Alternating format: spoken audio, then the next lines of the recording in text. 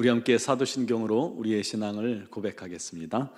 나는 전능하신 아버지 하나님 천지의 창조주를 믿습니다. 나는 그의 유일하신 아들 우리 주 예수 그리스도를 믿습니다. 그는 성령으로 잉태되어 동정녀 마리아에게서 나시고 본디오 빌라도에게 고난을 받아 십자가에 못 박혀 죽으시고 장사된 지 사흘 만에 죽은 자 가운데서 다시 살아나셨으며 하늘에 오르시어 전능하신 아버지 하나님 우편에 앉아 계시다가 거기로부터 살아있는 자와 죽은 자를 심판하러 오십니다. 나는 성령을 믿으며 거룩한 공교회와 성도의 교제와 죄를 용서받는 것과 몸의 부활과 영생을 믿습니다. 아멘. 찬송가 341장 찬양 드리겠습니다.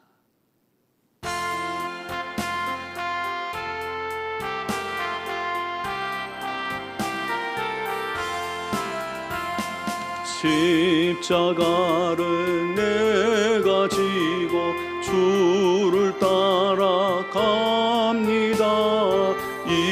이제부터 예수로만 나의 법에 삼겠네.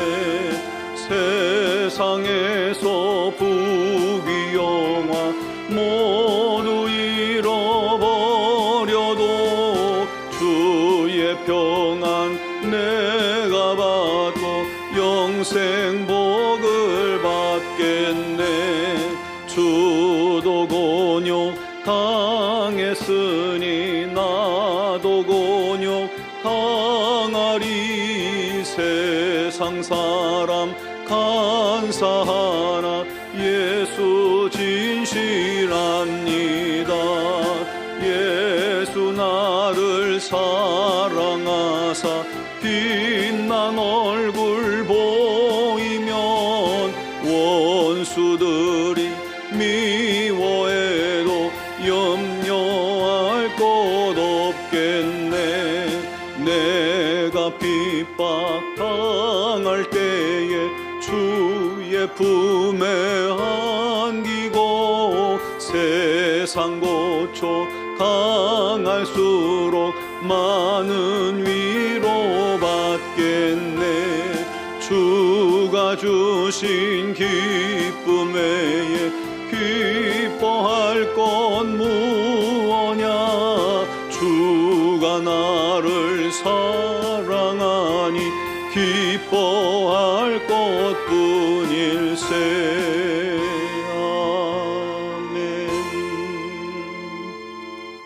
오늘 주신 하나님 말씀은 마가복음 15장 6절에서 15절입니다. 마가복음 15장 6절에서 15절을 봉독합니다. 명절이 되면 백성들이 요구하는 대로 죄수 한 사람을 놓아주는 전례가 있더니 밀란을 꾸미고 그 밀란 중에 살인하고 체포된 자 중에 바라바라 하는 자가 있는지라. 무리가 나아가서 전례대로 하여 주기를 요구한대 빌라도가 대답하여 이르되 너희는 내가 유대인의 왕을 너희에게 놓아주기를 원하느냐 하니 이는 그가 대제사장들이 시기로 예수를 넘겨준 줄 알미러라. 그러나 대제사장들이 무리를 충동하여 도리어 바라바를 놓아달라 하게 하니 빌라도가 또 대답하여 이르되 그러면 너희가 유대인의 왕이라 하는 이를 내가 어떻게 하랴. 그들이 다시 소리 지르되 그를 십자가에 못 박게 하소서. 빌라도가 이르되 어찌 믿냐. 무슨 악한 일을 하였느냐 하니 더욱 소리 지르되 십자가에 못 박게 하소서 하는지라. 빌라도가 무리에게 만족을 주고자 하여 바라바는 놓아주고 예수는 채찍질하고 십자가에 못 박히게 넘겨주니라. 아멘. 여러분, 군중심리라는 말이 있죠. 많은 사람이 모였을 때 자제력을 잃고 쉽게 흥분하거나 사람들의 운동을 따라서 행동하는 일시적이고 아주 특수한 심리 상태를 이 군중심리라고 정의를 하더군요. 2021년 1월 6일 미국 대통령 선거가 끝난 직후 대선에 패배한 이 트럼프 지지자들이 국회의사당을 점검하는 아주 깜짝 놀랄 일이 생겼죠. 그 일로 전 세계가 아주 대단히 놀랐습니다. 그때 군중을 움직였던 한마디가 바로 트럼프의 연설이었습니다. 우리는 나약한 의회 사람들을 제거해야 합니다. 이 한마디에 군중들이 움직이기 시작한 겁니다. 게다가 제사장 샤먼이라는 사람이 선동의 앞장을 섭니다. 갑시다. 나라를 구합시다. 외쳤고 사람들이 미리 준비한 수제폭탄과 소총, 권총 이런 걸 가지고 의사당에 난입한 겁니다. 또 그 배후에 흥분한 군중들을 움직이는 세력이 또 있었습니다. 바로 트럼프를 대통령을 만들었던 킹메이커이자 흑막의 협잡군이라고 불리는 로저 스톤이라는 사람입니다. 그는 흑색 선전과 돈만 있으면 미키마우스도 대통령이 되게 할 수 있다고 말하던 사람입니다. 그가 그런 선동을 합니다. 분명 부정선거가 있을 거다. 부정선거가. 그러면서요, 이미 북한에서 투표 용지가 항구에 도착했다. 뭐 그런 얘기를 투표 전부터 펀친 겁니다. 그런 말도 안 되는 그런 의혹을 제기해서 사람들이 이 선거를 못 믿게 하고 선동해서 의사당을 점거하기까지 한 겁니다. 지금도 이 트럼프의 그 의사당 진입한 선동 사건에 대해서 재판이 진행되고 있잖아요. 근데 그런 트럼프가 또 나온다고 하니까 전 세계가 고민에 빠졌습니다. 참 미국 사람들도 이제 심리가 많이 이상하죠. 군중 심리라는 게 참 무섭습니다. 미국의 예처럼 거짓 선동으로 사람들이 예측할 수 없는 극단적인 행동을 저지르게 만들 수 있기 때문입니다. 이런 군중 심리를 오늘 본문에 보면 대제사장과 산헤드린 공회원들은 예수를 죽이는 일에 사용하고 있습니다. 참 질이 안 좋은 악한 자들이죠. 빌라도의 법정에서 재판이 진행됐지만 빌라도는 예수께 죄가 없다는 것을 잘 알고 있었어요. 하지만 10절처럼 대제사장이 시기심으로 예수를 넘겨준 줄 알고 있었다라고 기록하고 있습니다. 이미 예수님을 이곳에 데려온 건 시기심 때문이다. 예수님의 인기가 하늘을 치솟고 자기들보다 영향력이 커지니까 저것들이 죽이려고 제거하려고 하는구나 라고 생각하고 있었던 겁니다. 이 빌라도는요, 가능하면 예수를 풀어주고 이 문제를 조용히 덮고 싶었던 사람입니다. 이 정치인으로서 중요한 것이 다스리는 지역을 안정적으로 통치하는 것 아닙니까? 빌라도는 자기 위치가 이제 총독이니까 정의도 실현해야 하고 사람들 마음도 달래서 평안히 지나가고 싶었던 겁니다.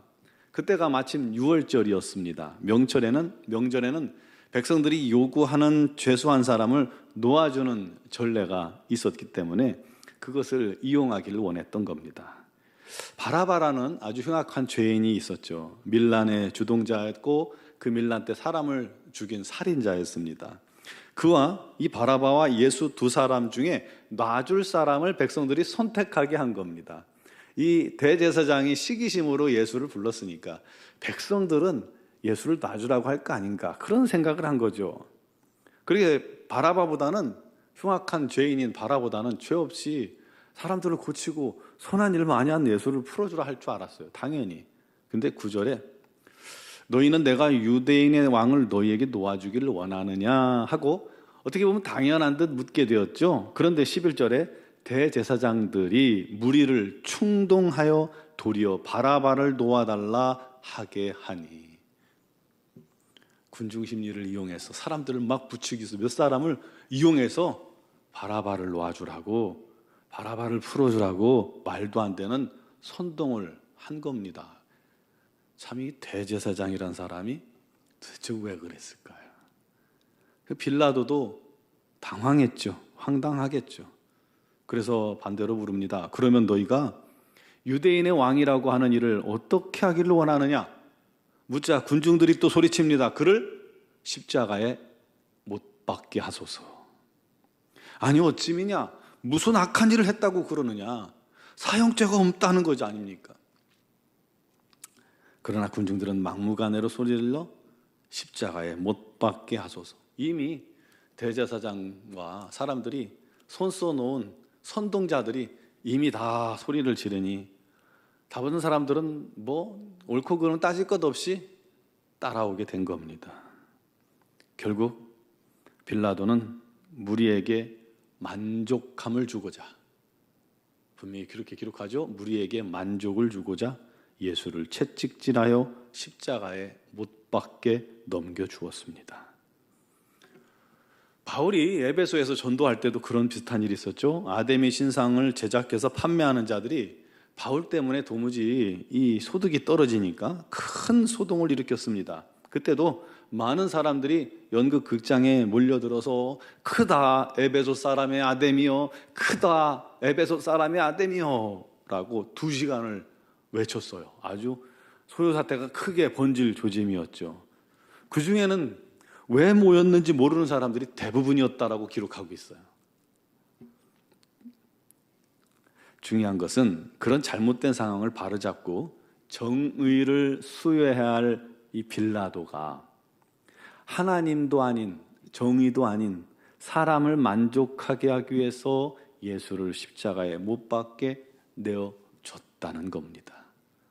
참, 그래서 아직까지도 사도신경을 우리가 아침마다 새벽마다 외울 때마다 빌라도, 본디오 빌라도에 의하여 고난을 받아 십자가에 못 박혀 죽으시고 그렇게 외우고 있잖아요. 여러분, 나라 일도 그렇고 교회 안에서도 그렇고 구역 기관도 그렇고 우리 삶에서도 그렇습니다. 내 행동과 내 결정이 누구를 기쁘게 하기 위함인지 우리 믿는 자들은 항상 살펴야 합니다. 사람인지 하나님인지 판단해야 합니다. 왜냐하면 누군가 나를 충동하고 속여서 군중심리 같은 걸로 행동하게 만들 수도 있기 때문입니다.